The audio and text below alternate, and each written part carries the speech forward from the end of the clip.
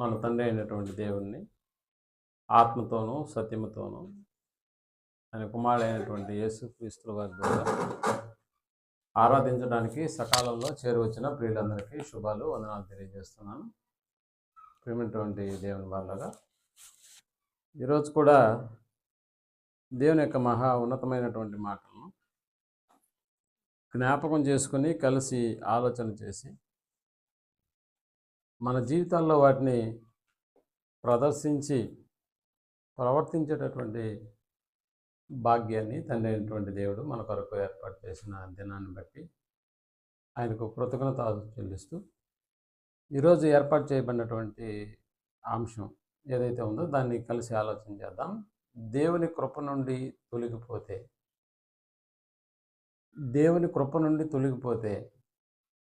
మనకు తెలిసి ఇక్కడ కృప అనేటటువంటి పదాన్ని క్రైస్తవ సమాజం పేర్లుగా కూడా పెట్టుకొని పిలుచుకునేటటువంటి పద్ధతి ఉంది. కృపాకర్, కృప అనేటటువంటి పదాలు పేర్లుగా కూడా మలుచుకొని ఆ పదాన్ని పదే పదే పలకడానికి వారు ఇష్టపడుతూ ఆ యొక్క నామకరణాన్ని చేసుకుంటూ ఉంటారు. అసలు ఆ కృప అనేటటువంటి పదాన్ని గురించినటువంటి అవగాహన వారిలో ఉందా అంటే చాలా తక్కువే అని చెప్పక తప్పదు. నిజంగా కృప అని అంటే దేవుడు మనకు ఉచితంగా అనుగ్రహించేటటువంటి స్థితి. దేవుడు ఉచితంగా మనకి ఏదైనా అనుగ్రహిస్తున్నాడు అని అంటే దాన్ని మనం కృప అని అనక తప్పదు. ఉచితంగా ఇచ్చినటువంటి దాన్ని దాంట్లో నుంచి మనం తొలగిపోతే పరిస్థితి ఎలా తారుమారు అవుతుందో అన్న సంగతిని గురించి మనం ఆలోచన చేయాలి. మనకు తెలుసు కదా, లోకంలో ఎవరైనా మనకు ఉచితంగా ఇస్తే దానికి పెద్ద విలువ ఉండదు. ఉదాహరణకి నెల కాగానే 1వ తారీఖు మన ఇంటి ముందు స్టోరు బియ్యం ఇచ్చేటటువంటి వ్యాన్ వచ్చావు అంటే అవి ఉచితంగా ఇస్తారు. లేదంటే ₹1 లెక్కన వాళ్ళు లెక్క కట్టి తీసుకుంటారు. 20 కేజీలు 20 రూపాయలు అంటే అది పెద్ద సమస్య కాదన్న సంగతి మనకు తెలుసు. కొంతమంది ఆ బియ్యాన్ని తీసుకోకుండా కూడా దానికి మాకు డబ్బులు ఇచ్చేస్తే సరిపోతుంది అనేటటువంటి వాటిల్లో మనం తంబేసేసి డబ్బుల వరకు తీసుకుని వచ్చేస్తాం. కొంతమంది వాటిని తీసుకుని బయట అమ్ముకుంటూ ఉంటారు. అంటే వాటి వల్లే మా జీవనాధారం జరుగుతుంది, అవి మాకు చాలా విలువైనటువంటివి అన్న ధోరణి ఎవరిలో కూడా కనిపించదు సహజంగా. కొంతమంది ఉంటారు, వాటి వల్లనే బ్రతికేటటువంటి బ్రతుకులు కలిగినటువంటి వాళ్ళు కూడా ఉంటారు. అంటే ఏదైనా కూడా ఉచితంగా మనకు అనుగ్రహించబడింది అని అంటే వాటి విషయంలో మనకు చాలా తక్కువ అంచనా ఉంటుంది. తక్కువగా వాటిని మనం చూస్తాం. అయితే ఇక్కడ కూడా దేవుని యొక్క కృప అనేటటువంటిది ఒక ఉన్నతమైనటువంటి మహోన్నతుడైనటువంటి మా పరాక్రమశాలి అయినటువంటి సైన్యములకు అధిపతి తండ్రి అయినటువంటి దేవుడు మనకి ఏదన్నా ఉచితంగా ఇచ్చాడని అంటే దాని విషయంలో మనం ఎలా ఉండాలి? ఎందుకంటే ఇచ్చినటువంటి వ్యక్తి ఎవరో కాదు, మన ఆత్మలకు కన్న తండ్రి. అలాంటి ఆయన దగ్గర నుంచి ఓ విలువైనటువంటి సంపద, ఓ విలువైనటువంటి జీవిత కాలం మనకు అనుగ్రహింపబడుతూ ఉందని అంటే దాంట్లో నుంచి మనం తొలగిపోతే పరిస్థితి ఎంత తీవ్రమైనటువంటి విధానాలకు దారితీస్తుందో అన్న సంగతిని గురించి మనం ఆలోచన చేయాలి. అసలు దేవుని కృప అనేటటువంటిది అసలు ఎంత మనుషుల మీద దాని యొక్క ప్రభావం కనుపరుస్తున్నాడు అన్న సంగతిని గురించి మనం ఆలోచన చేసినప్పుడు ఆయన కృపను గురించి చాలా సందర్భాల్లో మనకి రాయబడినటువంటి వచనాలు మనకు కనిపిస్తాయి. ఒకసారి మనం కీర్తనల గ్రంథము 33వ అధ్యాయము 5వ వచనాన్ని మనం ఆలోచించగలిగితే, కీర్తనల గ్రంథము 33వ అధ్యాయము 5వ వచనాన్ని మనం ఆలోచన చేస్తే ఆయన నీతిని న్యాయమును ప్రేమించుచున్నాడు. లోకము అన్నాడు, చూసారా? అంటే లోకము యెహోవా కృపతో నిండి ఉన్నది. యెహోవా కృపతో నిండి ఉన్నది అంటే మనకు తెలుసు, లోకమంతా 3 వంతుల నీళ్ళు ఉంది, 1 వంతు మాత్రమే భూభాగం ఉందన్న సంగతి తెలుసు. లోకమంతా 3 వంతుల నీళ్లు, 1 వంతు మాత్రమే భూమితో నిండి ఉంటే ఇక దేవుని యొక్క ఆలోచనలోకి వెళ్ళి మనం ఆలోచించగలిగితే లోకమంతా దేంతో నిండి ఉందంట? యెహోవా కృపతో నిండి ఉంది. కృపతో నిండి ఉంది. 3 భాగాల నీళ్లు, ఒక భాగం భూభాగం అనేటటువంటి ఈ లోకంలో దేవుని కృప అనేటటువంటిది లోకమంతా నిండి ఉంది. లోకమంతా నిండి ఉంది. 36వ అధ్యాయము కీర్తనల గ్రంథంలోనే 7వ వచనాన్ని మనం ఆలోచించగలిగితే, 36వ అధ్యాయం 7వ వచనం, దేవా నీ కృప ఎంతో అమూల్యమైనది. అదిగో నీ కృప దేవా నీ కృప ఎంతో అమూల్యమైనది. నీ కృప ఎంతో అమూల్యమైనది అన్నాడు. అంటే దేవుని యొక్క కృప అది అమూల్యమైనటువంటిది. అంటే మూల్యము చెల్లించలేనిది. దేవుడు ఉచితంగా మనకు అనుగ్రహించేటటువంటి ఆ కృప చాలా విలువైనటువంటి దాన్ని ఇప్పుడు దేవుడు మనకి కృప రూపంలో ఉచితంగా మనకు అనుగ్రహిస్తున్నాడు. నిజానికి మనం ఆలోచన చేసినప్పుడు 1 సంవత్సరం కాపాడావు అని మనం ఏమంటామంటే 1 సంవత్సరం అంతా మమ్మల్ని కాపాడావు అనేటటువంటి పద్ధతిని వాడుతూ కొన్ని పదాలను అలా వాడుతూ ఉంటాం. అంటే మనకున్నటువంటి ఆరోగ్య సంపదను బట్టి మనం నిల్చున్నామా ఈ లోకంలో అంటే కాదు. మనకున్నటువంటి భౌతిక సంబంధమైనటువంటి సంపదను బట్టి మనం ఏమైనా కాపాడబడుతున్నామంటే అసలు అంతకంటే కాదు అన్న సంగతి మనకు తెలుసు. అంటే ఈ రీతిగా ఇక్కడికి వచ్చి ఈరోజు మనం కూర్చొని ఈ మాటలు వినగలుగుతున్నామని అంటే నిజానికి దీని వెనుకాల దేవుని కృప అనేటటువంటిది మన మీద ఉండకపోతే ఇంత దూరం ఇక్కడికి వచ్చి కూర్చొని ఈ మాటలు వినే పరిస్థితి అయితే మనలో ఉండదు. కాబట్టి ఆయన కృప ఎంతో అమూల్యమైనటువంటిది అన్న పదాన్ని రాస్తాం. ఇంకా మనం చూద్దాం 57వ అధ్యాయం కీర్తనల గ్రంథంలోనే 9వ వచనాన్ని మనం మాట్లాడుకుంటే 57వ అధ్యాయం 57వ అధ్యాయం 2 సార్లు చెప్పిన తర్వాత చదవండి బ్రదర్, ఎందుకంటే కొంతమంది తీయడం కొంచెం లేట్ అవుతుంది. 59వ కీర్తనల గ్రంథము 57 9వ వచనాన్ని మనం చదువుతున్నాం. 9వ వచనం, నీ కృప అదిగో నీ కృప ఆకాశము కంటే ఎత్తైనది,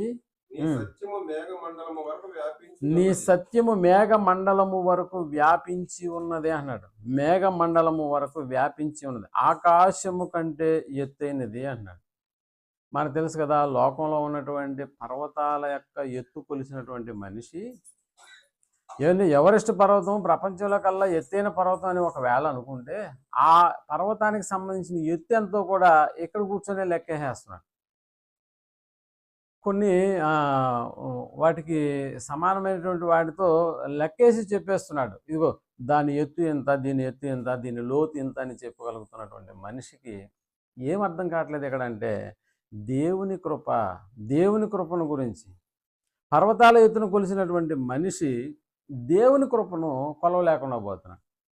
అది ఎంత విలువైందో తెలుసుకోలేకపోతున్నాడు అన్న సంగతి మనం జ్ఞాపకం చేసుకున్నప్పుడు నిజంగా ఆయన కృప ఎంత ఉన్నతమైనది, ఎంత ఎత్తైనది, ఎంత అమూల్యమైనటువంటిది అన్న సంగతిని గురించి దేవుడు రాస్తూ 77వ అధ్యాయం కీర్తనల గ్రంథంలోనే 8వ వచనాన్ని మనం ఆలోచించగలిగితే 77వ అధ్యాయం 8వ వచనాన్ని మనం ఆలోచించగలిగితే,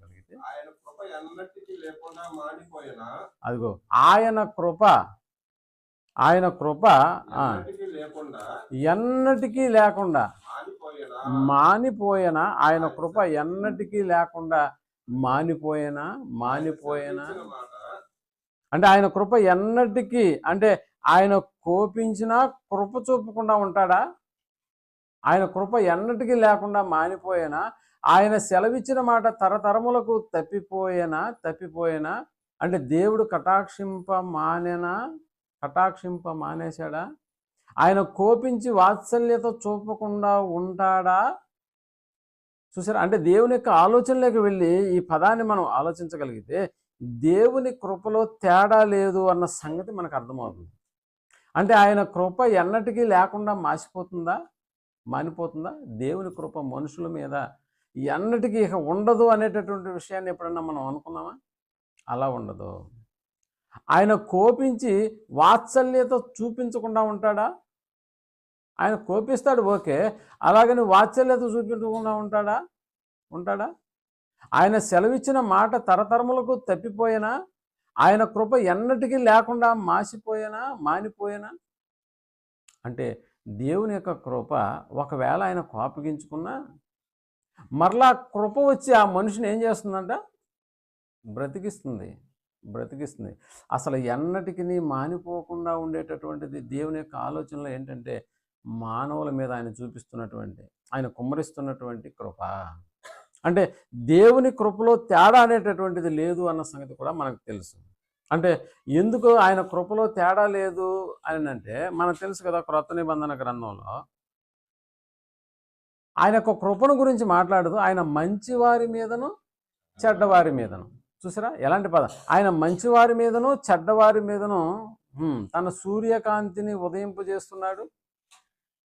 అంటే ఇప్పుడు మంచివారి మీద కూడా చెడ్డవారి మీద కూడా దేవుడు తన కృపను వెల్లడిపరుచుతున్నాడా అంటే అవును, వెల్లడిపరుచున్నాడు.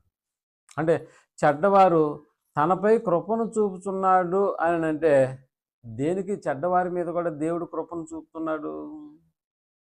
దేనికి అని అంటే ఎలాగైనా చెడ్డవాడినటువంటి నన్ను కూడా దేవుడు మార్చుకోవడానికి నాపై కృప చూపుతున్నాడు అన్న అర్థం ఆ చెడ్డవాడికి అర్థం కాదు. అంటే నేను చెడ్డవాడినే అయినా కూడా దేవుడు నన్ను నా మీద కృప చూపిస్తున్నాడు అన్న ఆ ఆలోచన మనిషిని ఏమన్నా అర్థం చేసుకునేదానికి వీలు కలిగించేటట్టుగా ఏమైనా ఉందా అంటే లేదు, అలా ఆలోచించట్లేదు. అలాగని ఒకవేళ మంచివాడు ఎందుకు తనపై కృప చూపుతున్నాడు అని అంటే నిజంగా ఇక్కడ మనం ఆలోచించవలసినటువంటి విషయం, క్రీస్తు వారి యొక్క రక్తంలో నేను కడగబడిన తర్వాత మరలా నేను లోకం వైపుకు వెళ్లకుండా ఏం చేస్తున్నాడు తండ్రి అయినటువంటి దేవుడు? ఆయన కొరకు బ్రతకాలి, ఆయనలో ఎదగాలి అని ఆయన మంచివారి మీద కూడా ఏం చేస్తున్నాడంటే కృపను చూపుతున్నాడు. ఆయన కృపలో నేను ఎదగాలి, ఆయన కృపలో నేను వెదగాలి, ఆయన కృపలో నేను ఆయన కుమారుడి వంటి వాడంతగా ఎదగాలి అనేటటువంటి ఆలోచనతో ఇప్పుడు మంచివారి మీద కూడా దేవుడు ఏం చూపిస్తున్నాడంట? కృపను చూపిస్తున్నాడు. నిజంగా మనుషుడు ఎలాంటి చెడ్డ కార్యం చేసినా, మనుషుడు ఎలాంటి మంచి కార్యక్రమాలు చేసినా అసలు అతను బ్రతికున్నాడు అని అంటే దాని అర్థం ఏంటో తెలుసా? దేవుని కృప. ఇది మనుషులకి ఏమైనా అర్థమవుతుందా? ఇంత చెడ్డవాడినైనా నన్ను కూడా దేవుడు మళ్ళా బ్రతికించడానికి అవకాశం ఎందుకు ఇస్తున్నాడు అన్న సంగతి ఏ చెడ్డవాడైనా ఆలోచన చేస్తాడా? లేదు ప్రియమైనటువంటి వాళ్ళ. ఆయన కృప ఎప్పటికీ ఇలాగనే ఉంటుందా? అవును, ఎప్పటికీ ఇలాగనే ఉంటుంది అని అనుకుంటే అది చాలా పొరపాటు. ఎప్పటికీ ఇలాగనే ఉంటుంది అనుకుంటే అది చాలా పెద్ద పొరపాటు ప్రియమైనటువంటి. ఎందుకంటే ఆయన కృప ఒకవేళ నిరంతరము ఉంటుంది, కాదంటలేదు. ఆయన ఒకవేళ కోపగించినా ఆయన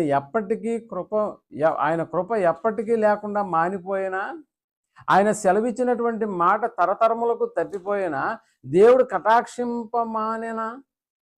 కటాక్షింపమానిన ఆయన కోపించి వాత్సల్యత చూపకుండా ఉంటాడా?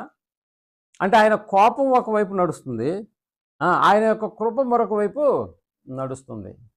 ఆయన కోపం ఒకవైపు నడుస్తున్నప్పుడు ఆ కోపాన్ని బట్టి వాత్సల్యత చూపించకుండా ఉంటాడా? లేదు. మనం కూడా చూడండి, మన పిల్లలను కోపంతో కొట్టిన తర్వాత కూడా ఆడు ఏడుస్తూ ఒక మూలకెళ్ళి కూర్చున్నప్పుడు మళ్ళా అదే పిల్లవాడిని కొట్టినటువంటి మనం కూడా ఏం చేస్తామని అంటే అయ్యో అనవసరంగా కొట్టేశాను, అనవసరంగా ఈ మాట అనేసానని మళ్ళా అదే పిల్లవాడి దగ్గరికి వెళ్ళి మనం వాడిని ఏం చేస్తాం? దగ్గరకు తీసుకుంటాం.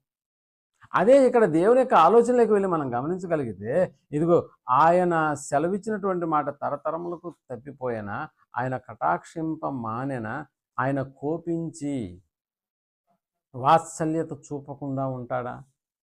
కోపిస్తాడు, మళ్ళా వాత్సల్యతను కనపరుస్తాడు. అంటే ఆయన కృప అనేటటువంటి చెడ్డవారి మీద చూపిస్తున్నాడు అని అంటే చెడ్డవారి మీద కూడా దేవుడు ఎందుకు తన కృపను చూపిస్తున్నాడు, తన కృపను పంచుతున్నాడు?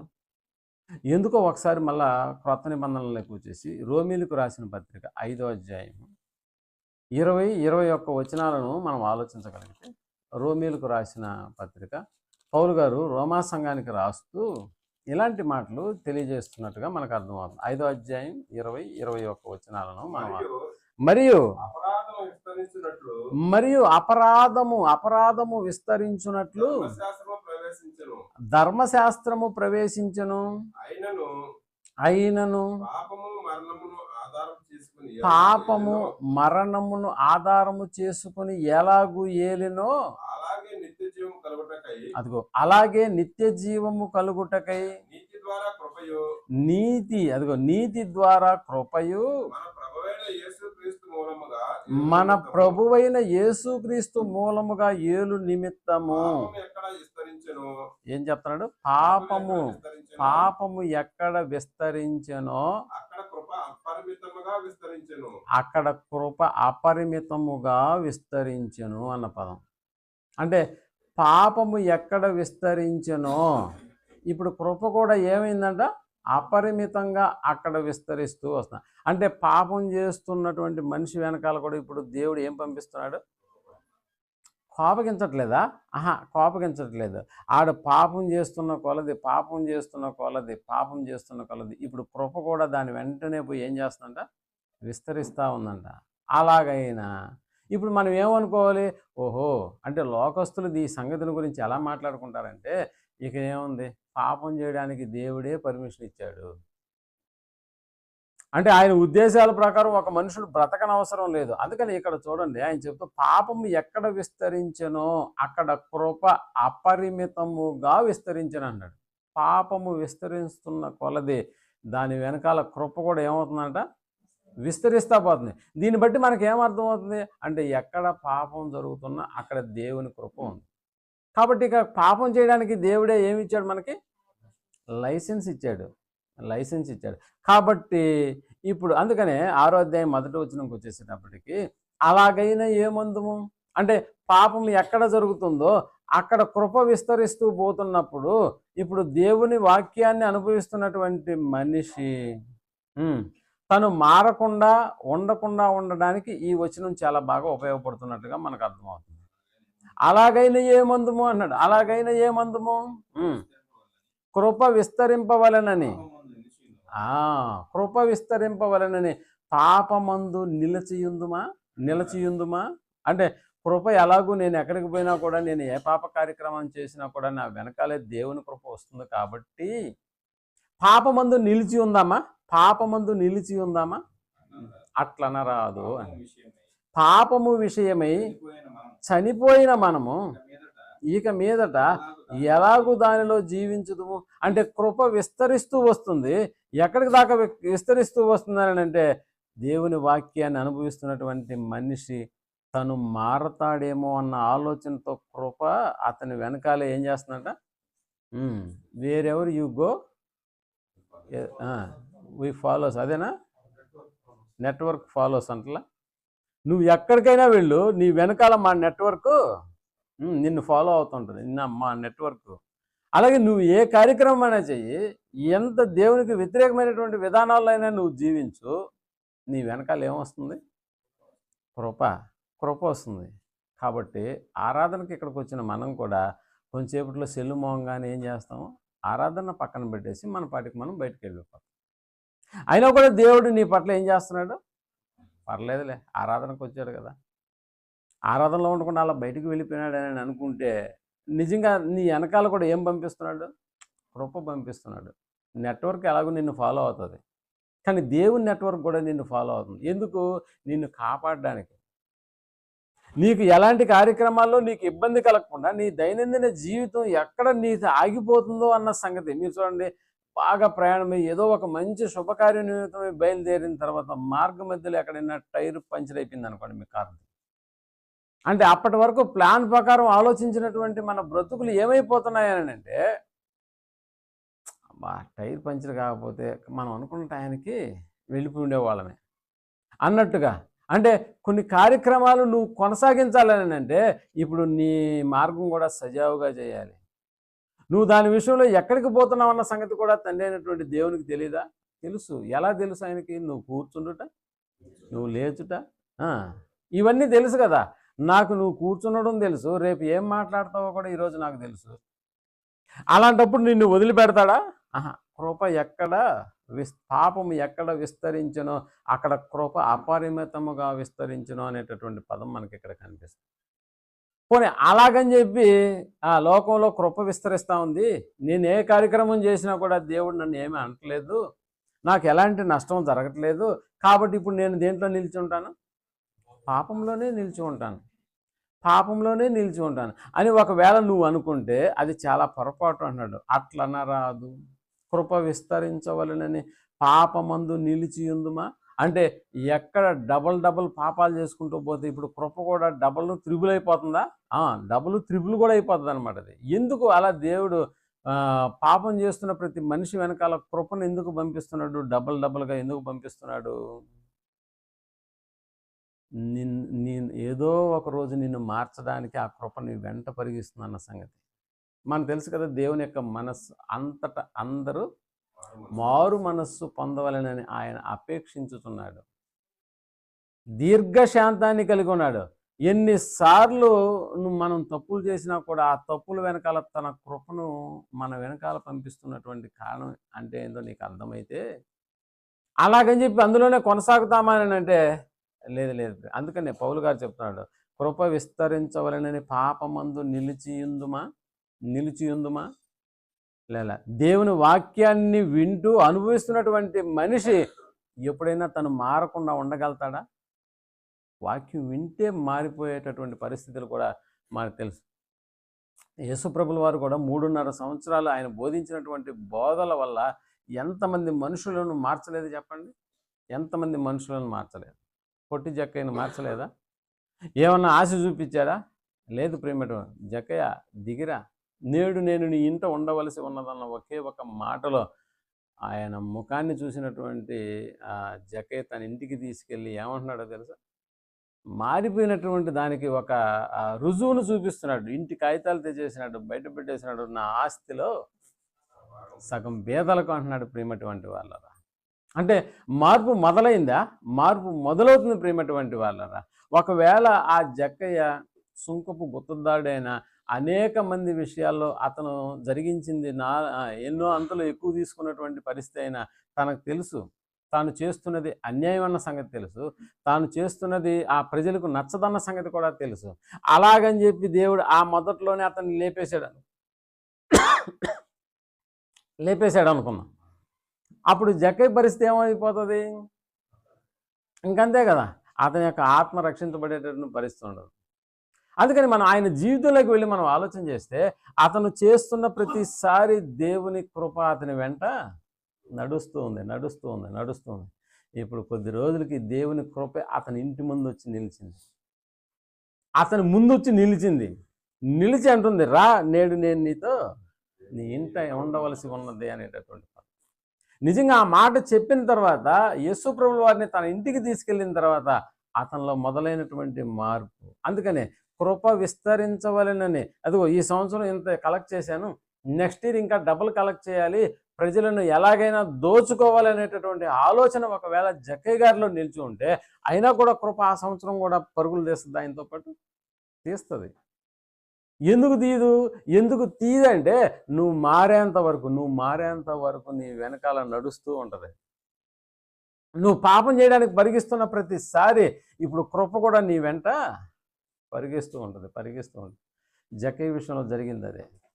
అందుకని ఆ పరిగిస్తూ ఒక్కసారిగా కృప టర్న్ చేసుకుని ఆయన ముందు నిలబడినప్పుడు ఒకే ఒక మాట అంటున్నాడు, నా ఆస్తిలో సగం బీదలకు అంటున్నాడు. ప్రేమటువంటి వాళ్ళు ఇంకా నేను ఎవరి వద్దనైనా అన్యాయంగా తీసుకుంటే వానికి 4 గింతలు నేను వానికి మరలా నేను చెల్లిస్తాననేటటువంటి మాటలు మనకు కనిపిస్తుంది. ఒకవేళ ఈ కృప అడ్డుపడకపోతే, ఈ కృపలో అతను నిలిచి ఉండకపోతే ఇక పాపంలోనే అతను కొట్టుకొని పోయిండేవాడు కదా. అలాగని చెప్పి పాపం చేసుకుంటూ వెళ్ళిపోదామా? లేదు. అంటే పాపం చేసుకుంటూ వెళ్తున్న ప్రతి మనిషికి కూడా ఏదో ఒక రోజు తాను తిరగవలసినటువంటి సమయం వస్తుంది. ప్రేమటువంటి వారు అలాగని చేసుకుంటూ వెళ్ళిపోతావా? లేదా. మనలో కూడా చాలామంది మేము బాప్తిసం తీసుకోవాలని అనుకుంటూ ఉన్నారు, అయినా కూడా దేవుడు వారిని విడిచిపెడుతున్నాడా? ఈ సంవత్సరం అన్నా తీసుకుంటారేమో అన్నట్లుగా కూడా దేవుడు ఏం చేస్తున్నాడంటే వాళ్ళ వెనకాల తన కృపను పంపిస్తూ ఉన్నాడు. అలాగని తీసుకోకుండా ఇంకా కొద్ది రోజులు గడిపేశామనుకో ఏం జరుగుతుంది? అందుకనే దేవుని కృప నుండి ఒకవేళ మనిషే తొలగిపోతే, పరిస్థితి ఎంత తీవ్రంగా ఉంటుందో అన్న సంగతిని దేవుడు తన కృపను మళ్లించుకోడు ప్రియమైనటువంటి వాళ్ళ. ఎందుకంటే మనకు తెలుసు ఆయన వాత్సల్యత చూపుతూ కృపను ఏమన్నా మళ్లించుకుంటాడా? ఆయన కోపపడినా కూడా వాత్సల్యత విషయంలో ఆయన మనిషిని దగ్గరకే తీసుకుంటాడన్న సంగతి తెలుసు. వాక్యం వింటున్న ప్రతి మనిషికి దేవుడు అనుగ్రహిస్తున్నటువంటి ఒక గొప్ప అవకాశం ఏంటనంటే అతను మారాలి అనేటటువంటి ఉద్దేశం. మనకు తెలుసు కదా, ఓ 9 నెలలు తల్లి గర్భంలో ఉన్నటువంటి బిడ్డను ఎవరైనా ఆపగలుగుతారా? ఇంకొక 9 నెలలు ఉండలే అని ఎవరైనా ఆపగలుగుతారా? ఒక చెట్టుకు పండినటువంటి పండును ఇంకా దాన్ని అలాగే ఇంకొక 2 నెలలు 3 నెలలు ఉండిద్దామని అనుకుంటే వాళ్ళ ప్రయాస ఏమైపోతుంది? అది వృధా అయిపోతుంది ప్రియమైనటువంటి. అది రాలిపోవాల్సిందే. 9 నెలలు నిండిన తర్వాత కూడా ఆ గర్భంలోంచి ఆ బిడ్డ బయటికి రావాల్సిందే. ఎవరైనా ఆపగలుగుతారా అంటే లేదు ప్రియమైనటువంటి వాళ్ళ. ఎవరు ఆపలేరు. అలాగే దేవుని వాక్యాన్ని వింటున్నటువంటి మనిషి యొక్క హృదయాన్ని కూడా దేవుడు మార్చడానికే ఇష్టపడతాడు. కృప చూపించడమే కాదు, ఆ కృపలో నుండి నిన్ను త్రోసివేయడం అనేటటువంటిది కూడా ఆయనకు బాగా తెలుసు. ఆ కృపను నీ పైనుంచి ఒక్కసారిగా అట్లా మళ్ళిస్తే చాలు, ఏమైపోతుందో కూడా మనకు తెలుసు. అంటే ఆ కార్యక్రమం దేవునిలో ఉన్నవారైనా సరే, దేవునిలో లేనివారైనా సరే, ఆయన కృప నిరంతరము ఉంటుంది అనేటటువంటి విషయాన్ని మనం జ్ఞాపకం చేసుకోవాలి. ఆయన కృపను తీసేస్తే భయంకరమైనటువంటి పరిస్థితి, లోకం ఎదుర్కోవాల్సినటువంటి స్థితి ఏర్పడుతుంది. నేను ఎలా బ్రతికినా పర్లేదు, దేవుడు నన్ను ఏం చేయడు అని అనుకుంటే అది చాలా కష్టం ప్రియమైనటువంటి వాళ్ళు. నేను ఎలా బ్రతికినా పర్లేదు, దేవుని కృప నా వెంటే వస్తుంది కాబట్టి నా కార్యక్రమాలకి ఎలాంటి లోటు లేదు అని అనుకుంటే చాలా కష్టం. అసలు దేవునికి కృప చూపించడం కష్టమే, కానీ ఆ కృపను తొలగించడం అనేటటువంటిది చాలా ఈజీ ప్రియమైనటువంటి వారు. కృపను చూపించడమే చాలా కష్టం. ఎందుకు చాలా కష్టం అని చెప్తున్నాను?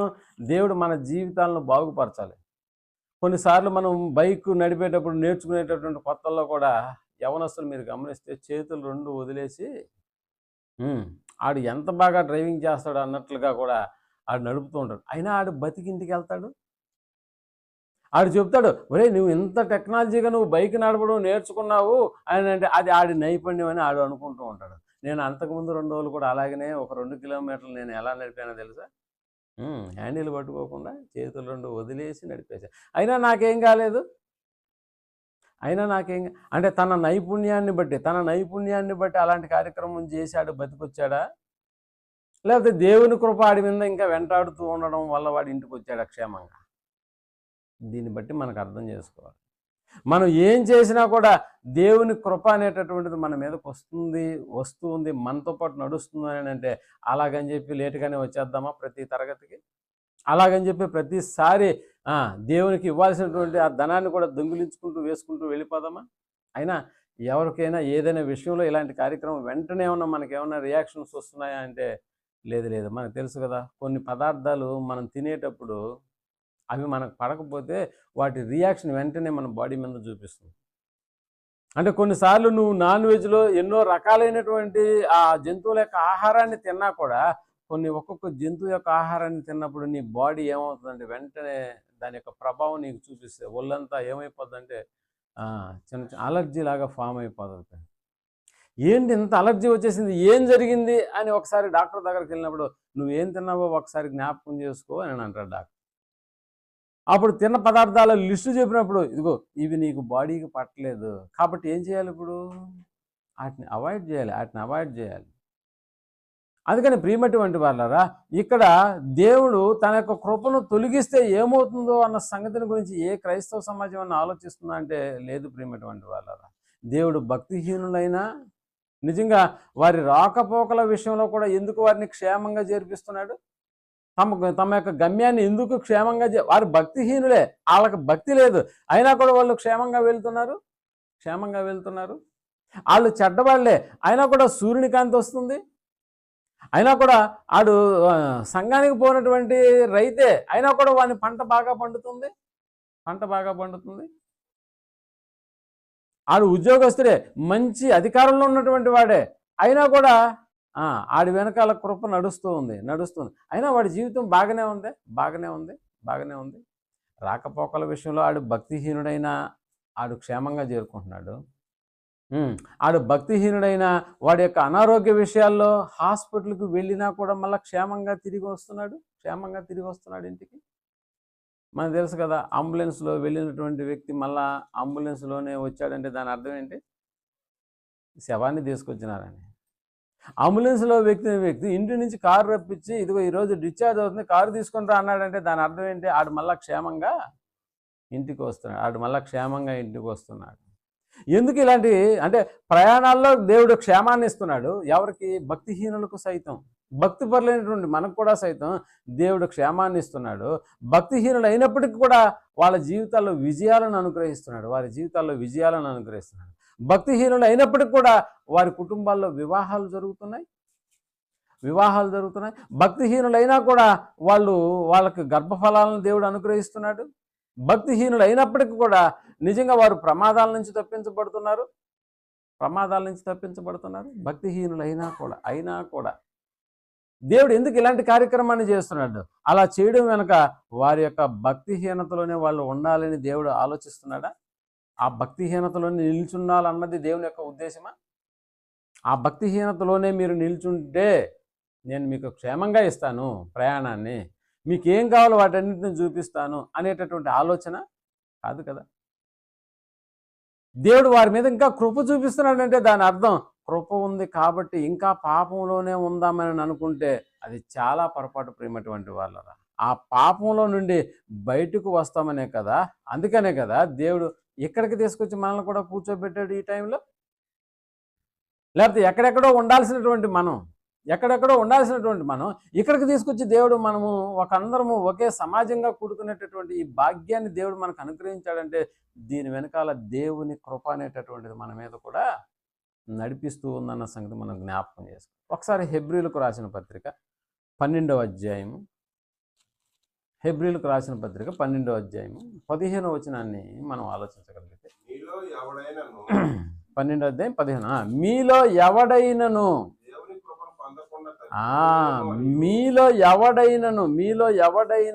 దేవుని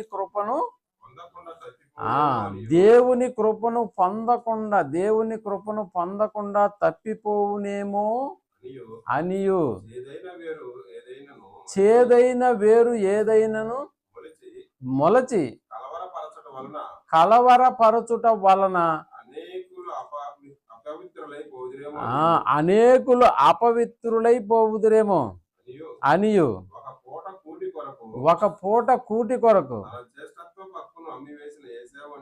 రైట్, ఇక్కడ మనం 15 మీలో ఎవడైనను ఏం చెప్తున్నాడు? మీలో ఎవడైనను దేవుని కృపను పొందకుండా, అంటే దేవుని కృప అందుబాటులో ఉన్నప్పుడే మనం ఏం చేయాలి? దాన్ని మనం ఆస్వాదించాలి. దేవుని కృప అందుబాటులో ఉన్నప్పుడే మనం మార్చుకోవాల్సినటువంటివి చాలా మన దగ్గర నుంచి మార్చుకోవాలి. మనం కూడా చూడండి, wherever you go our network is follows అన్న పదాన్ని కూడా మనం ఆలోచించగలిగితే, నెట్వర్క్ నువ్వు ఎక్కడికి వెళ్తే అక్కడ వస్తుంది అన్నది కొంతకాలం వరకే, లేకపోతే కొన్ని ప్రదేశాల వరకే. ఇప్పుడు పడవ వేసుకొని సముద్రంలోకి వెళ్ళిపోయినావు అనుకో, నెట్వర్క్ అక్కడ కూడా ఫాలో అవుతుందా? సముద్రంలో 10 నాటికల్ మైళ్ళు వెళ్ళిపోయినావు అనుకో, అక్కడ టవర్స్ ఉంటాయా? ఉండవు. నీ చేతిలో సెల్ ఫోన్ ఉన్నా కూడా టవర్ లేని కారణాన్ని బట్టి నీ సెల్ ఫోన్లో ఉన్న ఏ పార్ట్ కూడా పనిచేయదు. పేపర్ వెయిట్ లాగా పనిచేస్తుంది అంతే, పేపర్ వెయిట్ లాగా. అంటే ఇక్కడ టవర్ ఎంత దూరంలో ఉందో, టవర్ కింద నువ్వు ఉన్నంత వరకే నీ సెల్ ఫోన్ ఎలా పనిచేస్తుందో, దేవుని కృప మన మీద ఉన్నంత కాలమే మనం కూడా క్షేమంగా ఉంటామన్న, అంటే కృప అందుబాటులో ఉన్నప్పుడు మాత్రమే మనం చేయదగినటువంటి, టవర్ అందుబాటులో ఉన్నంత వరకే నువ్వు నెట్ ఆన్ చేసుకోవచ్చు, లేకపోతే ఈమెయిల్ పెట్టుకోవచ్చు, లేకపోతే నువ్వు వాట్సాప్లో ఎన్నో రకాల కార్యక్రమాలు పంపించుకోవచ్చు, ఏదైనా జరిగించుకోవచ్చు. ఒకసారి టవర్ నుంచి దూరం అయిపోతే, అందుకని దేవుడు ఆయన కృప మన మీద నుండి తొలగించేటటువంటి అవకాశం ఉందా? ఖచ్చితంగా ఆయన కృప నుంచి ఒకవేళ తొలగిపోతే, మనం ఇందాక అనుకున్నాం, అలాగైనా ఏమందుము కృప విస్తరించవలనని పాపమందు నిలిచి ఉందుమా, అట్లన్న రాదు అన్న పదాన్ని ఒకసారి రోమిలకు రాసిన పత్రిక 2వ అధ్యాయం 4వ వచనాన్ని మనం ఆలోచించగలిగితే, రోమా పత్రికలోనే 2వ అధ్యాయం 4. దేవుని అనుగ్రహము అంటే కృప అది దేవుని యొక్క అనుగ్రహము. మారు మనసు పొందుటకు నిన్ను ప్రేరేపించుతున్నదని ఎందుకు ఈ కృప నీ వెనకాల ఎందుకు పరిగిస్తా ఉంది? మారు మనసు. మారు మనసు పొందడానికి ఈ కృప. అందుకని నిన్ను జాగ్రత్తగా కాపాడుతూ వస్తున్నాడు. జాగ్రత్త. నువ్వు చెడ్డవాడు అన్న సంగతి ఆయనకి తెలియదా? పోనీ నీకు తెలియదా? నాకు తెలియదా నేను ఎదవనన్న సంగతి? తెలిసినా కూడా దేవుని కృప ఎందుకు మళ్ళీ వెంబడిస్తూ ఉంది? మారు మనసు అనేటటువంటిది దేవునికి ఇష్టమైనటువంటి పదం. మారు మనసు అనేటటువంటిది మనకు కష్టమైన పదం. ఆయనకి ఇష్టపడి ఈ కార్యక్రమాన్ని మనుషుడు జరిగిస్తే ఆడి వెనకాల నా కృప అనేటటువంటిది ఎప్పుడు కూడా. అలాగని చెప్పి దేవుడు నాకు ఏమీ రప్పించట్లేదు అనుకొని మనం దాంట్లో కానీ నిలిచి ఉందామని అనుకో. అందుకనే చెప్తున్నాడు 2:4లో దేవుని అనుగ్రహము. మారు మనసు పొందుటకు నిన్ను ప్రేరేపించుతున్నదని దేవుని అనుగ్రహం అంటే దేవుని యొక్క కృప. మారు మనసు మారు మనసు పొందుటకు నిన్ను ప్రేరేపించుచున్నదని ఎరుగక అన్నాడు. చూసారా? అంటే దేవుని యొక్క మనస్సు, దేవుని యొక్క కృప ఎందుకు నీ వెంట పడుతూ ఉందని అంటే, ఎందుకు పడుతుంది? మారు మనసు పొందుటకు నిన్ను ప్రేరేపించుచున్నది. ఒకసారి ఆలోచన చేయి. త్రుటిలో ఎంట్రుక వాసిలో తప్పించుకున్నటువంటి ప్రమాదాలు నీకు జ్ఞాపకం ఉంటే ఆ ప్రమాదాలు ఎందుకు జరిగాయి, ఎందుకు నిన్ను కాపాడుతున్నాడన్న సంగతి నువ్వు ఎప్పుడైనా ఆలోచన చేసావా? లేదు నా బాహుబలం వల్ల, నాకున్నటువంటి మంది మార్బలం వల్ల, నాకున్నటువంటి శక్తి సామర్థ్యాల వల్ల నేను తప్పించుకోగలిగానని చెప్పగలుగుతావా? అలా చెప్పలేవు. ఎందుకంటే నువ్వు కరెక్ట్ రూట్లో నువ్వు ఎడమ వైపునే వెళుతున్నా కూడా ఎదురుగా వచ్చేవాడు దాన్ని పాటించకపోతే ఒకటే ఒక మాట, బ్రేకులు ఫెయిల్ అయినాయి బ్రదర్ అంటాడు. అంతే. ఆడి బ్రేకులు ఫెయిల్ అయ్యంటే మన లైఫ్ ఏమవుతుంది?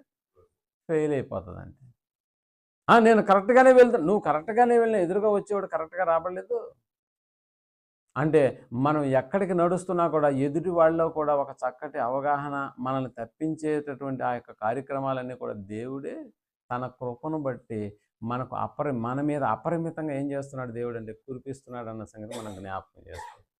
అందుకనే ఆయన అనుగ్రహము మారు మనసు పొందుటకు నిన్ను ప్రేరేపించుచున్నదని ఎరుగక ఆయన అనుగ్రహ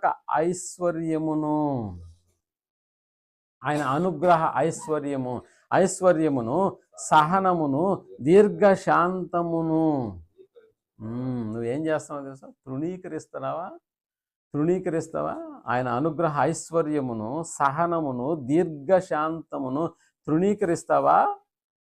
నీ కాఠిన్యమును మార్పు పొందని నీ హృదయమును అనుసరించి ఉగ్రత దినమందు అనగా దేవుని న్యాయమైన తీర్పు బయలుపరచు దినమునందు నీకు నీవే ఉగ్రతను సమకూర్చుకొనుచున్నావు. ఎవరు ఏం చేస్తున్నాడంటే నీకు నీవే ఉగ్రతను సమకూర్చుకొనుచున్నావు.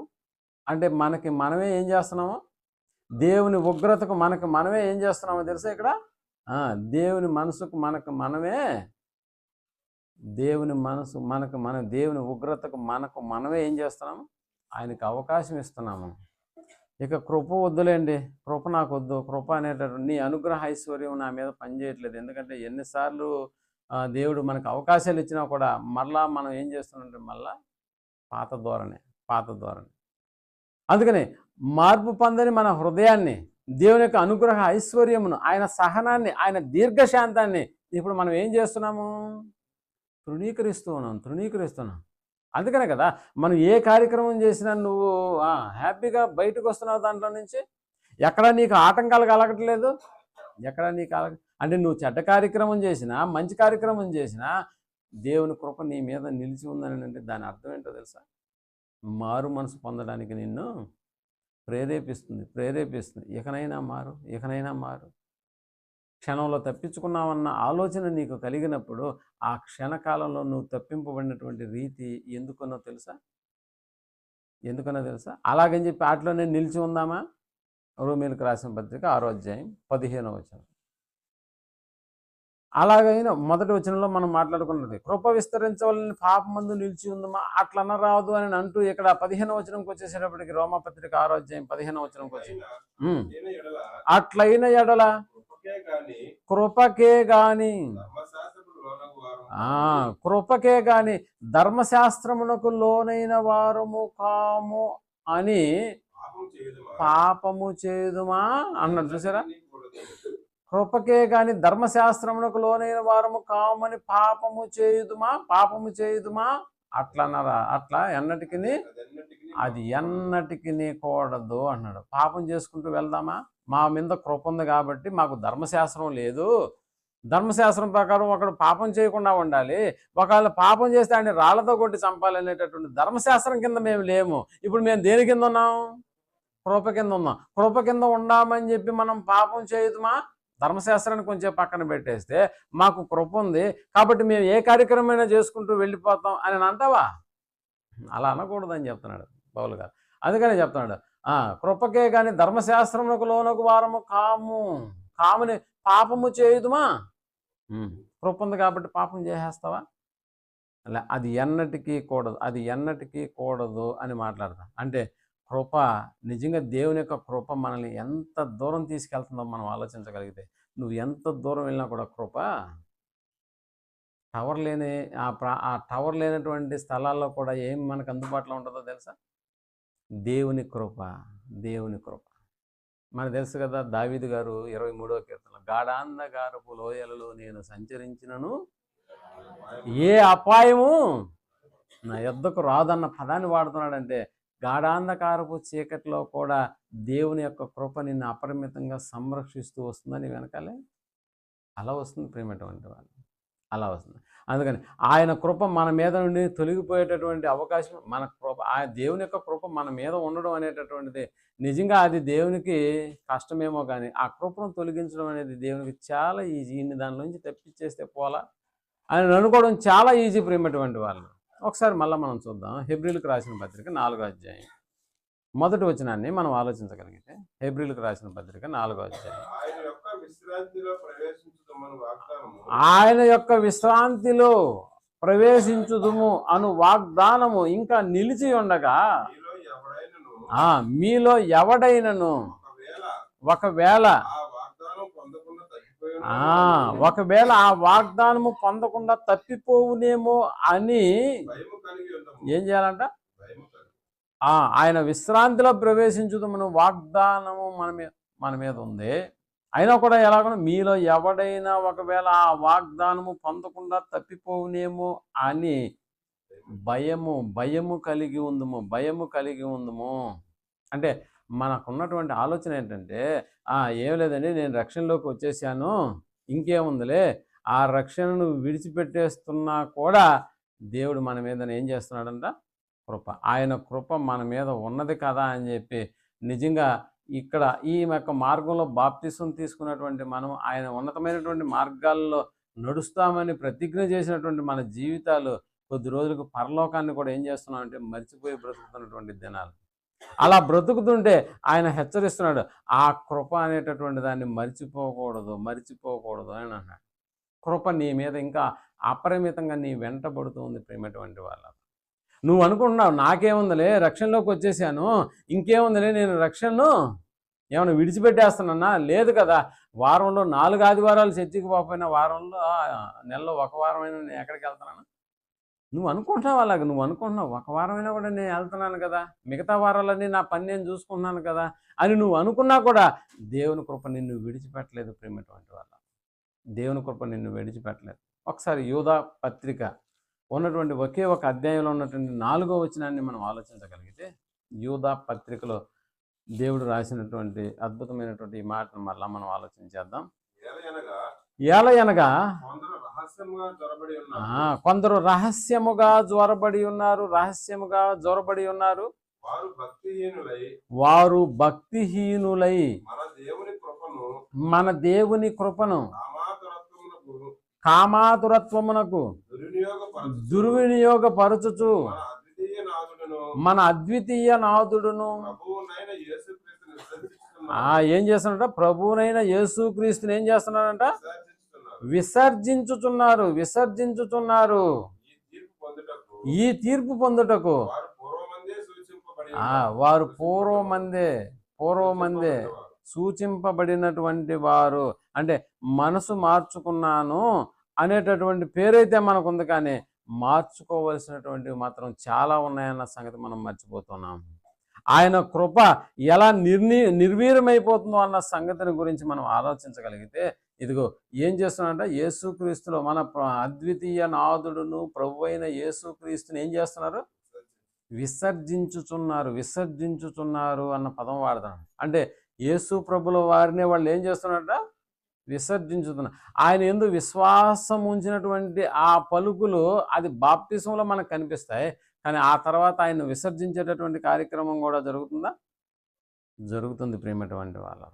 అంటే మనసును మార్చుకున్నామన్న పేరు మాత్రం మనకుంది, బాప్తిసం తీసుకున్నామన్న పేరు మాత్రం మనకుంది. కానీ ఏమైపోతున్నామంటే మార్చుకోవాల్సినటువంటి వాటిలో చాలా ఇంకా మనలోనే మిగిలి ఉన్నాయన్న సంగతిని గురించి మనం ఎప్పుడు కూడా ఆలోచించట్లేదు. ఆయన కృప ఎలా నిర్వీర్యమైపోతుందో అన్న సంగతిని గురించి కూడా దేవుడు రాయిస్తూ 2 కొరింథీయులకు రాసిన పత్రిక 6వ అధ్యాయం 1వ వచనాన్ని మనం ఆలోచించగలిగితే, కొరింథీయులకు రాసిన 2వ పత్రిక 6వ అధ్యాయం 1వ వచనాన్ని మనం మేము ఆయన తోటి పనివారమై మీరు పొందిన దేవుని కృపను అన్నాడు. చూసారా? మేము ఆయన తోటి పనివారమై మీరు పొందిన దేవుని కృప అన్నాడు. దేవుని కృపను వ్యర్థము చేసుకొనవద్దు. దేవుని కృపను మీరు ఏం చేసుకోకూడదు? వ్యర్థము చేసుకోకూడదని నేను మిమ్మును వేడుకొనుచున్నాను. కృప అనేటటువంటి దాన్ని ఏం చేయకూడదు అన్నాడు? వ్యర్థము చేసుకో. మేము ఆయనతోటి పనివారమై మీరు పొందిన దేవుని కృపను వ్యర్థం చేసుకోవద్దు. ఆ కృప అనేటటువంటిది అర్థమైంది ప్రియమైనటువంటి వాళ్ళ. ఆయన కృపను వ్యర్థం చేసుకుంటే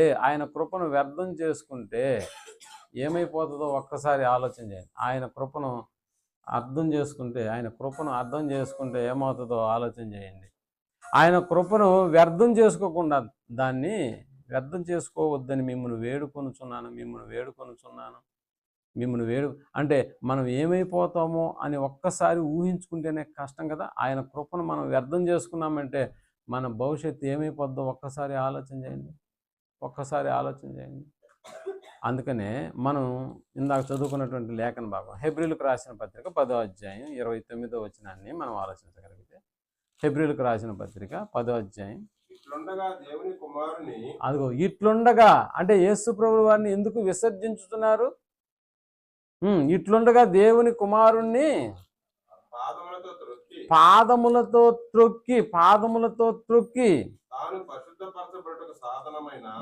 తాను పరిశుద్ధపరచబడుటకు సాధనమైన నిబంధన రక్తమును అపవిత్రమైనదిగా ఎంచి ఇక్కడ కృపకు మూలమయ్యేటటువంటి ఆత్మ అన్నాడు. కృపకు మూలమైనటువంటి ఆత్మను తిరస్కరించిన వాడు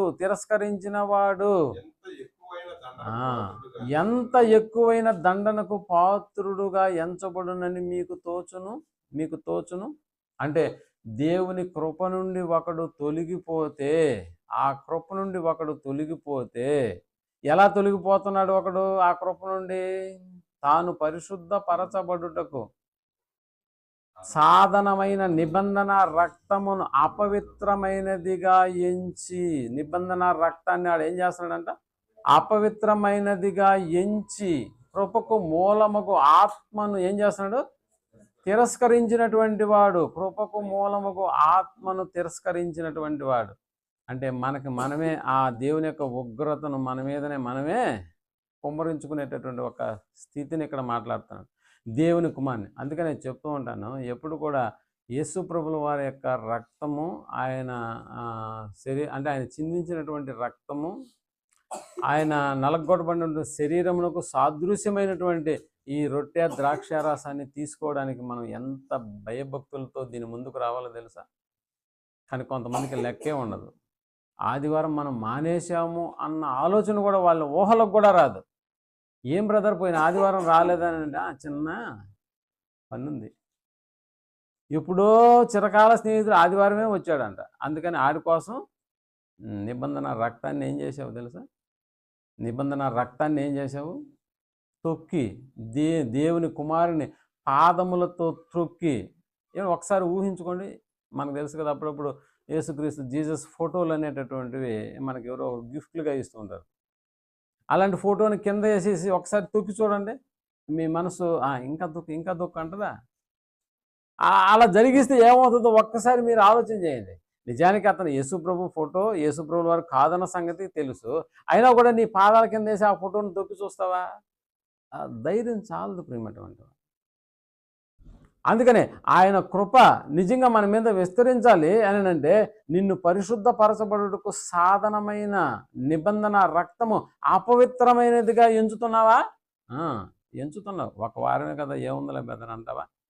దేవుని కుమారుని తిరస్కరించినావు, నిబంధన రక్తాన్ని అపవిత్రమైనదిగా.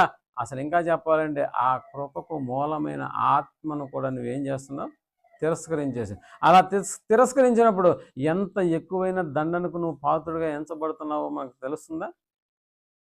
ఆయనను తృణీకరించావు కదా, అది చాలు ఆయన మన మీద ఏం చేయడానికి అంటే పగబట్టడానికి. అందుకని పగను గురించి ఈ మాట ఎందుకు రాస్తున్నాడు ఇక్కడ ఒకసారి చూద్దాం. కృపకు మూలముకు ఆత్మను తిరస్కరించిన వాడు ఎంత ఎక్కువైన దండనకు పాత్రుడుగా ఎంచబడునని మీకు తోచును అని చెబుతూ మళ్ళీ పగను గురించి ఎందుకు మాట్లాడుతున్నాడు ఇక్కడ? పగను గురించి ఎందుకు మాట్లాడుతున్నాడంటే, అందుకనే ఆ 2 డాట్లు పెట్టి క్వశ్చన్ మార్క్ ఇచ్చాను అంశంలో. దేవుని కృప నుండి తొలగిపోతే క్వశ్చన్ మార్క్ తొలగిపోతే ఏం జరుగుతుందో తెలుసు? ఇప్పుడు పగ తీర్చుట నా పని నేనే ప్రతిఫలం ఇస్తాను. ఏం చేస్తే? దేవుని కృప నుండి నువ్వు తొలగిపోతే ఇప్పుడు నీ విషయమైనటువంటి పగ తీర్చడం అనేది నా పని. అలా తొలగిపోతే ఇక నువ్వు ఏ లిస్టులోకి వెళ్ళిపోతావు తెలుసా? కృప అనేటటువంటి దాన్ని పక్కన పెట్టేస్తే ఇప్పుడు పగ నిన్ను వెంటాడుతూ ఉంటుంది. ఎందుకు నిన్ను పగ వెంటాడుతూ ఉంటుంది? నువ్వు తిరస్కరించావు. ఆయన రక్తాన్ని ఏం చేసావంటే, నిజంగా చెప్పాలంటే ఆయన కుమారుని పాదములతో తొక్కేసి పరిశుద్ధకు సాధనమైనటువంటి నిబంధన రక్తాన్ని కూడా నువ్వేం చేసావంటే విసర్జించేసావు. ఈ వారం కాబట్టి వచ్చే వారంలో చూసుకున్నాం బ్రదర్ ఆయన అనుకుంటే సరిపోతుందా? ఏదో ఒక రోజు ఆరాధనలో ఒక వ్యక్తి కనపడలేదని అంటే మాకు రావాల్సిన ఆలోచన ఏంటో తెలుసా? బహుశా అతను చచ్చిపోయి ఉంటాడేమో అన్న ఆలోచన రావాలి, లేదా హాస్పిటల్ ఐసీలో ఉంటాడేమో అన్న ఆలోచన రావాలి. ప్రేమటువంటి వాళ్ళ చచ్చిపోతాడు కాబట్టి రాలేదు, హాస్పిటల్ ఐసీలో ఉన్నాడు కాబట్టి డాక్టర్లు పంపించుండ్రు అన్న ఆలోచనే రావాలా తప్ప ఇతను వేరే కార్యక్రమాల్లోకి వెళ్ళి ఈ కార్యక్రమాన్ని పక్కన పెట్టేశాడు అని అంటే దాని అర్థం ఏంటో తెలుసా? అందుకనే నీ దేవుడైన యెహోవాను అన్న పదాన్ని ఇవ్వబడినటువంటి ఆజ్ఞలలో ఎలాంటి ఆజ్ఞ ఇచ్చాడో తెలుసా? నీ పూర్ణ హృదయంతోను, నీ పూర్ణ ఆత్మతోను, నీ పూర్ణ మనస్సాక్షితోను నీ దేవుడైన యెహోవాను మాత్రమే ఏం చేయాలంట? సేవించాలి అన్న పదం మనకు కనిపిస్తున్నప్పుడు ఎవరికి ఇంపార్టెంట్ ఇస్తున్నావో నీకు అర్థమవుతుందా? అంటే ఆయన తృణీకరించావు, ఇది చాలు అంతే. ఆయన తృణీకరించావు, ఇది చాలు. కాబట్టి ఇప్పుడు నీ మీద పగ తీర్చుకునే పని నాది అంటున్నాడు. నీ మీద పగ తీర్చుకునే పని నాది. ఎందుకు? నా కృప నుండి నువ్వేమైపోయావు అంటే నిన్ను నువ్వే తిరస్కరించుకుంటున్నావు.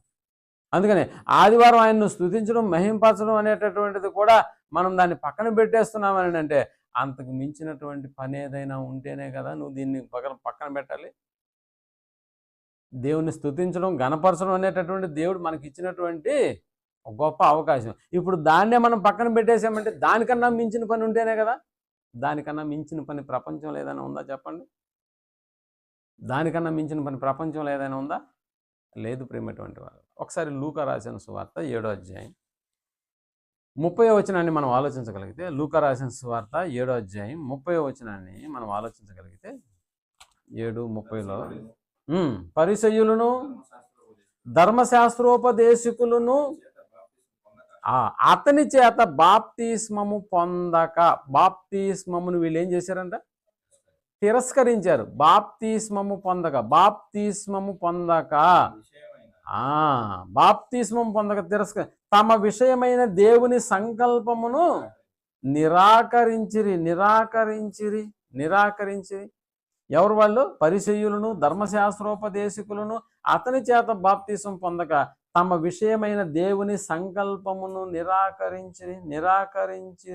కాబట్టి ఈ తరము మనుషులను నేను దేనితో పోల్చుదును? వారు దేనిని పోలి ఉన్నారు?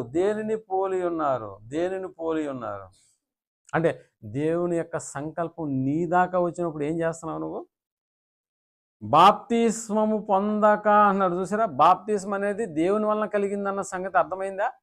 యోహాను బాప్తిస్మం ఇస్తున్నాడు, ఇది దేవుని వలన కలిగిందా మనుషుల వలన కలిగిందా అన్న పదానికి అక్కడ వచ్చినటువంటి జవాబు దేవుని వలన కలిగితేనే యోహాను గారు బాప్తిస్మం అనేటటువంటి పదం. అందుకని యోహాను గారికి ఉన్నటువంటి పేరేంటో తెలుసా? బాప్తిస్మం ఇచ్చు యోహాను. ఆయన ఎక్కడ కనపడ్డా కూడా ఏం చేస్తుంటాడయ్యా అంటే, అలా బాప్తిస్మం ఇచ్చే యోహానా, అటు ఇటు నేరుగా వెళ్ళండి, అక్కడ ఒక నది ఉంటుంది, ఆడే ఉంటాడు. అంతేనా? బాప్తిస్మం ఇచ్చు యోహాను, బాప్తిస్మం ఇచ్చు యోహాను. ఆ పేరు చూడండి. మనం కూడా అప్పుడు చూడండి, ఎవడైనా తాగేటటువంటి అలవాటు ఉన్నటువంటి వాడిని ఇక్కడ సీను అంటే ఎవరు చెప్పండి అని అడిగి చూడండి. సీను ఏమండి, ఇక్కడ చాలామంది సీన్లు ఉన్నారు ఈ ఊర్లో, ఆడెవడో చెప్పాలంటే కష్టం. ఆడేం చేస్తాడో చెప్పండి. తాగుతూ ఉంటాడు, తాగుబోతు సీను అని అడగండి. ఎంత కరెక్ట్గా అడ్రస్ నీకు చెప్పేస్తారు. వీళ్ళని తీసుకెళ్ళి ఆడి ఇంటి దగ్గర కూడా, ఇంటి దగ్గర కాదు, ఆడు ఎక్కడ ఉంటాడో తెలుసు వాళ్ళకి. ఎక్కడ ఉంటాడంటే ముందు షాప్ దగ్గర ఉంటాడు. అలాగే బాప్తిస్మం, యోహాను పేరు రాస్తున్న ప్రతిసారి బాప్తిస్మం ఇచ్చి యోహాను, బాప్తిస్మం ఇచ్చి యోహాను అన్న పదాన్ని వాడుతున్నాడు అని అంటే ఆయన నిరంతరం ఏం చేసే కార్యక్రమంలో ఉన్నాడు? బాప్తిస్మం ఇచ్చి యోహాను, బాప్తిస్మం ఇచ్చి యోహాను, బాప్తిసాలు ఇస్తూ ఉన్నాడా? అలాంటి బాప్తిసం పరిసయ్యులు, ధర్మశాస్త్రోపదేశకులు ఏం చేసినారంట? ఏం చేశారంట? బాప్తిస్మము పొందక తమ విషయమైన దేవుని సంకల్పం ఏం చేశారంట? అందుకని చెప్తాడు, నేనే ప్రతిఫలం ఇస్తాను, కృపను పగగా మార్చుకోవద్దు, కృపను పగగా మార్చుకోవద్దు. రోజు బైబిల్ చదవకపోయినా, రోజు ఉదయాన్నే ప్రార్థన చేసుకోకపోయినా, నీ కష్టాన్ని సంపాదించినటువంటి డబ్బులను దేవునికి ఇవ్వకపోయినా, రోజు నీ కార్యక్రమాల్లో మునిగి ఉన్నా కూడా ఆయన కృప నీ మీద ఉందా? ఉంది. దాన్ని ఎందుకు పగగా మార్చుకుంటావు? ఆయన కోపానికి ప్రకృతే ఏమైపోతుందో తెలుసా? గజగజ వణికిపోతుంది ప్రియమైనటువంటి వాళ్ళు. ఆయన కోపానికి ప్రకృతే వణికిపోతుంటే మన జీవితాలు ఎంత ఒక్కసారి ఆలోచించేయండి. అంతలో కనపడి అంతలో మాయమైపోయే మన జీవితాలు నిజంగా దేవుని పగ అంటే ఆయన కృప ఉన్నంతకాలం పర్లేదు. ఇప్పుడు ఆయన కోపానికి మనం నిలవగలుగుతామా? అసలు ఆయన కోపానికి నిలవగలుగుతామా? లేదు ప్రియమైన. కృపలో నుండి బయటకు వస్తే నిజంగా దాన్ని తిరిగి పొందడం అనేటటువంటిది చాలా కష్టమైన సంగతి అన్న సంగతి మనకు బాగా తెలుసు ప్రియమైనటువంటి. ఆ కృపలో నుంచి ఒక్కసారి విసర్జించి పక్కకు వచ్చేసామా, ఇంకా దాన్ని మళ్ళీ తిరిగి పొందడం అనేటటువంటిది కూడా చాలా కష్టమైనటువంటి కార్యక్రమం. చూడండి, హెబ్రీలకు రాసిన పత్రిక 13వ అధ్యాయం 9వ వచనాన్ని మనం ఆలోచించగలిగితే, హెబ్రీలకు రాసిన పత్రిక 13వ అధ్యాయము, నానా విధమైన అన్య బోధల చేత త్రిప్పబడకుడి, అన్య బోధల చేత త్రిప్పబడకుడి, భోజన పదార్థములను బట్టి కాక, కృపను బట్టి ఏం చేయాలంట?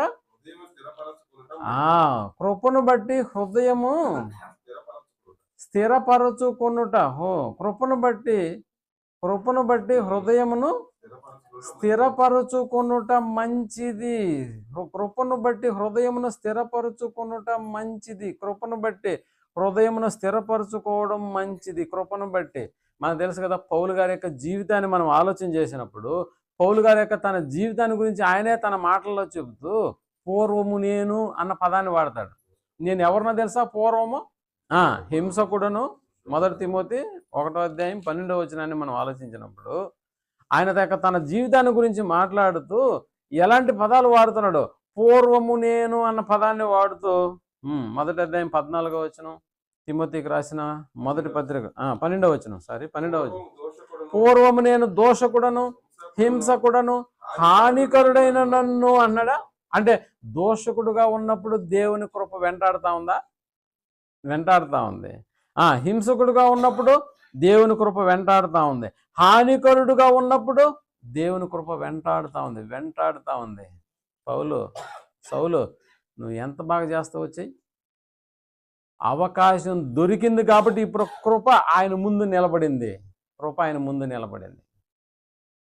ప్రభువా నువ్వు ఎవడువో అని అన్నాడు ఆయన. కోటి సూర్యులు కలిస్తే ఎంత తేజస్సుగా ఉంటుందో అలాంటి తేజస్సు ఆయన ముందు నిలబడింది. ఇప్పుడు కృప ఆయన ముందు నిలబడింది. ప్రేమటువంటి వాళ్ళు, నువ్వు ఎవడవో ప్రభువా అని అన్నాడు. నువ్వు హింసించుచున్న యేసు, ఇక చాలు, హింసించడం అనేది ఇంకా చాలు. ఇప్పుడు హింసించబడే అవకాశం నీకు వచ్చింది. హింసించుతున్న నువ్వు ఇప్పుడు హింసపడాలి, హింసలు పొందుకోవాలి. ఇంతకుముందు దోషకుడు నువ్వు, ఇప్పుడు దూషింపబడాలి. ఇంతకుముందు హింసకుడువు, కానీ ఇప్పుడు హింసించబడాలి. ఇంతకుముందు హాని చేసేటటువంటి వాడివి, ఇప్పుడు నీకు హాని చేసేటటువంటి కార్యక్రమాలు ఇక నుంచి మొదలవుతాయి అని తన పరిచర్యకు నియమించి నమ్మకమైన వానిగా ఎంచినందుకు నన్ను బలపరిచిన మన ప్రభువైన యేసుక్రీస్తుకు కృతజ్ఞుడనై ఉన్నాను. అంటే కృపను బట్టి హృదయమును ఏం చేసుకున్నాడంటే స్థిరపరుచుకున్నాడు ప్రేమటువంటి వాళ్ళరా. అందుకని పౌలు విషయంలో జరిగించినటువంటి ఆ కార్యక్రమాన్ని మనం ఆలోచన చేసినప్పుడు నిజంగా ఆయన చెప్తున్నటువంటి మాటలు, నన్ను నియమించుకొని నమ్మకమైన వానిగా ఎంచి నన్ను బలపరిచిన మన ప్రభువైన క్రీస్తు యేసుకు కృతజ్ఞుడనై ఉన్నాను. తెలియక అవిశ్వాసము వలన చేసి తిని కనుక కనికరింపబడితిని. మరియు మన ప్రభు యొక్క కృపయు క్రీస్తు యేసునందున్న విశ్వాసమును ప్రేమయు అత్యధికముగా విస్తరించిన అనేటటువంటి పదం మాట్లాడుతున్నాడు. అంటే ఒకప్పుడు నా పరిస్థితి ఏంటో తెలుసు కదా, అలాంటి పరిస్థితిలో కూడా దేవుని యొక్క కృప నన్ను వెంబడిస్తూ ఉంది. ఆ కృప నా కళ్ళ ముందుకు వచ్చి ప్రత్యక్షమైనప్పుడు నా జీవితం ఎంత మారిపోయిందో నీకు అర్థమవుతుంది.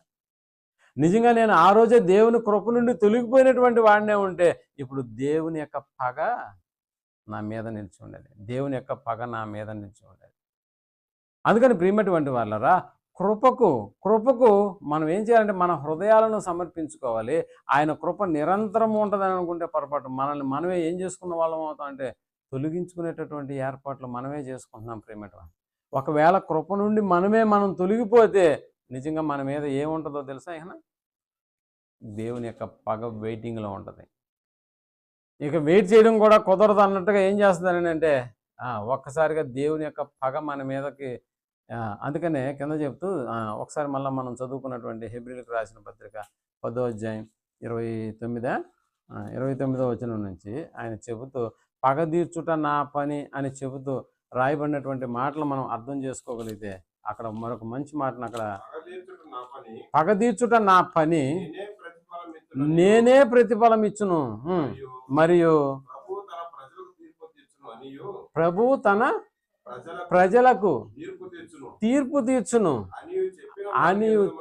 అని చెప్పిన వారిని ఎరుగుదుము కదా. అది చెప్తున్నాడు, జీవము గల దేవుని చేతిలో పడుట భయంకరము అన్నాడు.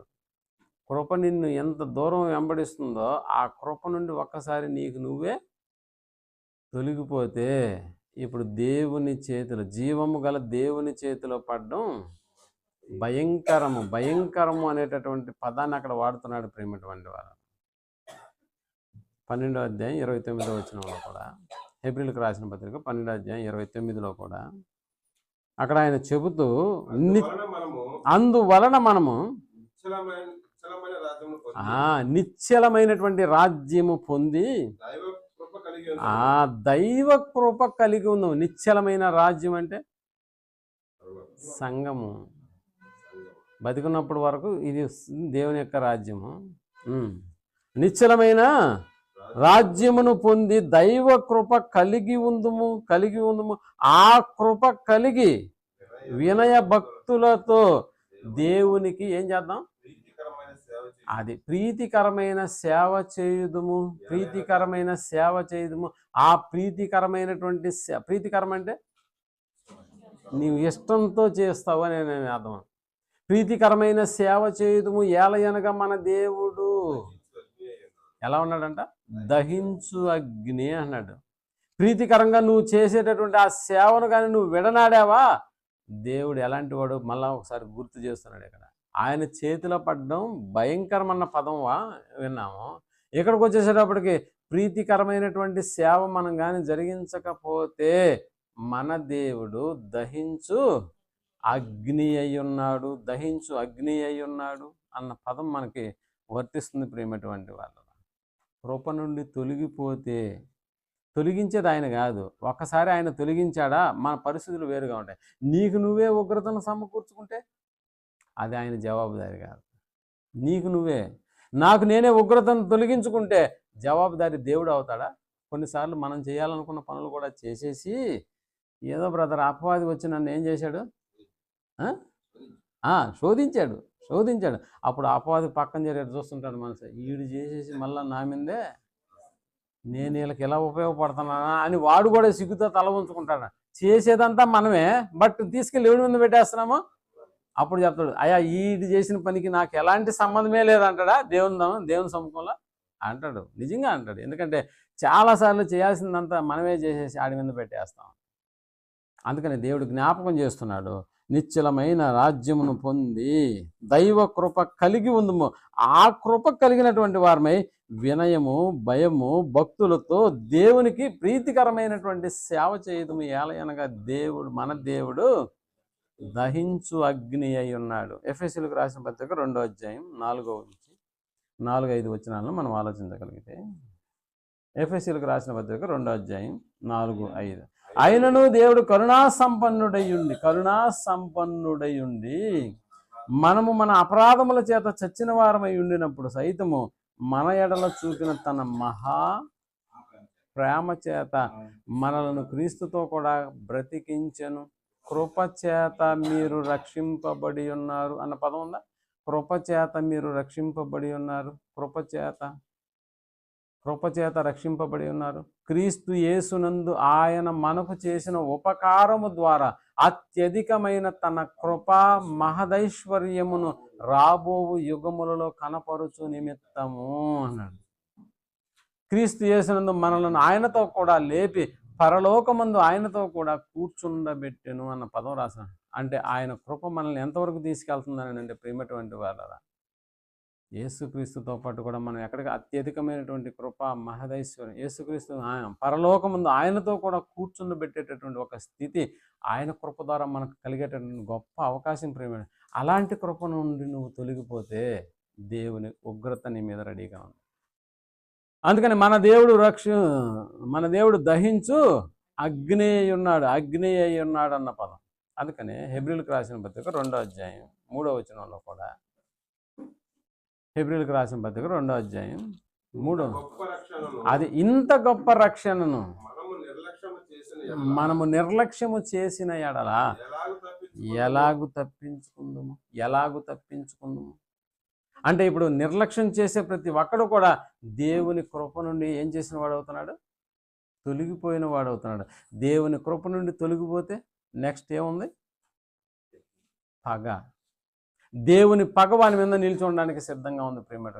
ఎందుకంటే మన దేవుడు దహించు అగ్ని అయి ఉన్నాడు. ఆయన చేతిలో పడడం భయంకరమైనటువంటి.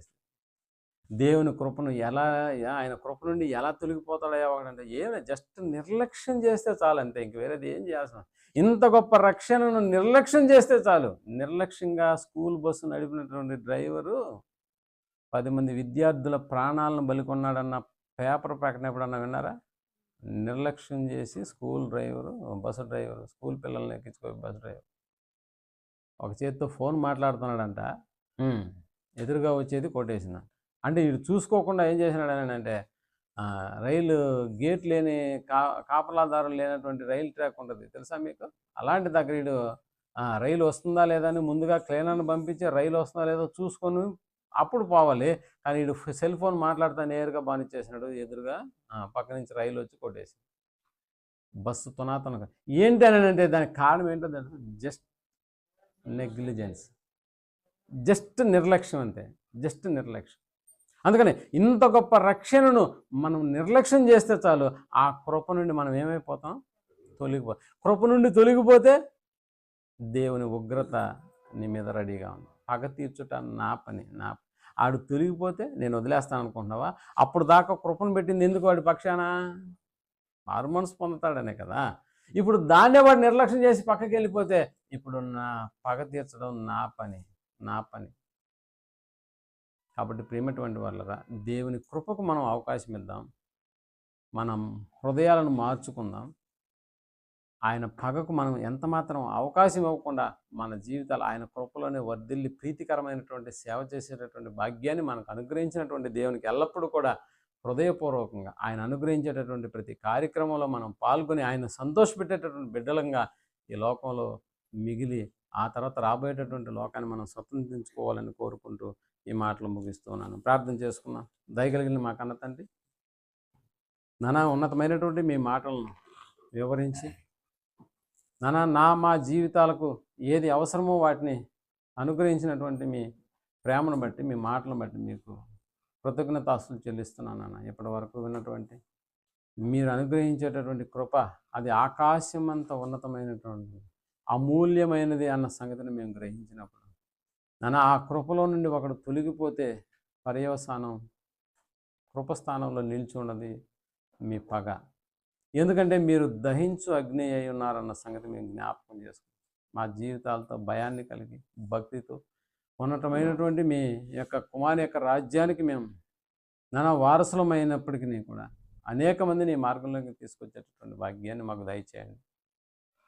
ప్రీతికరమైనటువంటి సేవ చేసేటటువంటి ఆ కృపను కలిగి ఈ యొక్క చక్కటి అవకాశాలను మీరు అనుగ్రహిస్తున్నటువంటి ప్రతి అవకాశాన్ని వినియోగించుకొని నిర్లక్ష్యపరచకుండా ఆ కృపలో నుండి మేము తొలగిపోయి మీ పగకు మేము అవకాశం ఇవ్వనటువంటి జీవితాలు మాలో నింపమని బ్రతిమాలుకుంటూ చేరువచ్చిన నీ బిడ్డలందరూ తమ యొక్క హృదయాల్లో ఈ యొక్క వాక్యాన్ని పదిలిపరుచుకొని ముందుకు సాగిపోయేటటువంటి భాగ్యాన్ని నాకును మాకును మీరు దయచేయమని కోరుకుంటూ ఈ ప్రార్థనను మా రక్షకుడును మీ ప్రియకుమారుడైనటువంటి యేసు ప్రభుల వారి నామంలో ప్రార్థించి అడిగి వేడుకొనుచున్నాం తండ్రి. ఆమేన్.